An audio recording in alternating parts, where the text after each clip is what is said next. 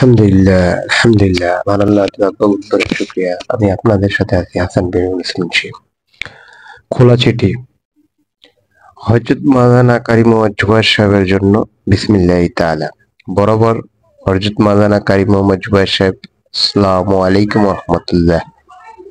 মাওলানা সাহেব, আশা করি আল্লাহ পাকের অশেষ ফজলে আফিয়াতের সাথে দিন ও দাওয়াতের মেহনতে মশগুল আছেন। আল্লাহ পাক আপনার হায়াতে বরকত দান করুক, আমিন। প্রিয় মাওলানা, আমাদের শ্রদ্ধা ও মহব্বতের অনেকটা জায়গা জুড়ে ছিল আপনার অবস্থান। কাকায়েন মার্কাজে নুরানি পরিবেশে সাথে দাওয়াত ও তাবলীগের মোবারক মেহনতে কতটা লম্বা সময় ধরেই না মশগুল থেকেছি আমরা। দুঃখজনক হলেও এই বাস্তবতা আমাদের কষ্ট দেয় যে জীবনের পরন্ত বেলায় আমরা আলাদা বলয়ে কাজ করে যাচ্ছি। যাই হোক, একসাথে চলতে চলতে ভুল বোঝাবুঝি হয়ে যায়। মনে রাখবেন, আমরা এক কালেমার ভাই। তাই বরাবর আমরা আপনাকে ঘরোয়াভাবে সমস্যা সমাধানের লক্ষ্যে চিঠি দিয়েছি, কিন্তু আফসোস আপনি আমাদের আহ্বানে সাড়া দেননি। অথচ আজ দেখতে পাচ্ছি আমাদেরকে নির্মূল করার লক্ষ্যে যে রাজনীতির দুষ্টচক্র ব্যবহার করছেন আপনি, তারই এখন আপনার উপর প্রাধান্য বিস্তার করে চলছে। ধীরে ধীরে আপনাদের তাবলীগ রাজনৈতিক রূপ গ্রহণ করেছে। এটা শুধু আপনার জন্য নয়, বরং গোটা তাবলীগ, কাকরাইল মার্কাজ এবং টঙ্গী ইজতেমার জন্য একটি অশনি সংকেত। মোহতারাম মাওলানা, গত ৩ নভেম্বর ২০২৪ তারিখ আবার আমরা আমার আমিরুল হিন্দ মাওলানা আরশাদ মাদানী ও সাইফুল ইসলাম মুফতি তৌকি উসমানী দামাত বারকাতুল্লাহর প্রস্তাবনার বিরুদ্ধে সমঝোতামূলক ঐক্যের আহ্বান জানিয়ে জাতীয় গণমাধ্যমের মধ্যস্থতায় আপনাদের চিঠি দিয়েছি। কিন্তু আমাদের হতাশ করে স্বরাষ্ট্র মন্ত্রণালয় ইসলাম বিষয়ক ৪ নম্বর বৈঠকে উপেক্ষা করে তাদের চিঠি দিয়েছেন যে আমরা না হক দল, আমরা এমনকি একসাথে আমাদের সাথে প্রস্তুত তৈরি নন। হায়,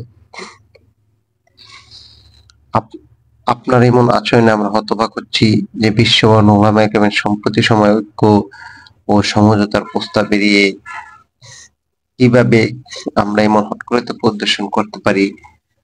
কাবিলি ইহতিরাম কারি মাওলানা জুবায়ের সাহেব, আমরা ব্যক্তিগতভাবে আপনাকে একটি মুত্তাকি খোদাভীরু আলেম হিসেবে চিহ্নিত করতাম, তো আপনি ইদানিংকাল দেশ ও জাতির ক্রান্তিকালে কাক্কার মসজিদ নিজ দখলে রাখার সিদ্ধান্ত নিয়ে দেশকে কঠিন সংঘর্ষের দিকে ঠেলে দিচ্ছে।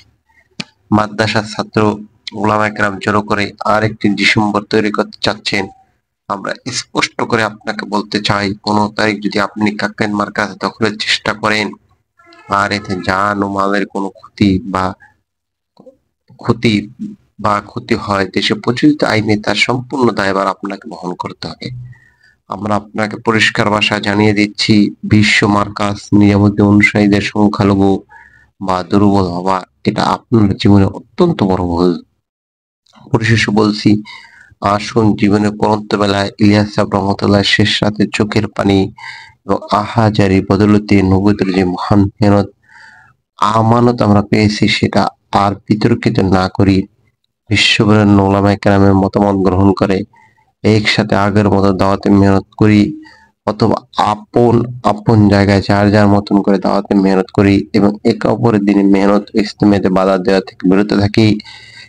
প্রিয় মাওলানা, আপনি ফিরে আসুন, আপনার জন্য আমাদের দুয়ার উন্মুক্ত। আমরা নিশ্চিত দিচ্ছি আপনাকে আমরা নিজামুদ্দিন হযরতগণের মাশার অনুযায়ী আগের সেই সম্মান এবং মর্যাদা অধিষ্ঠিত রাখবো।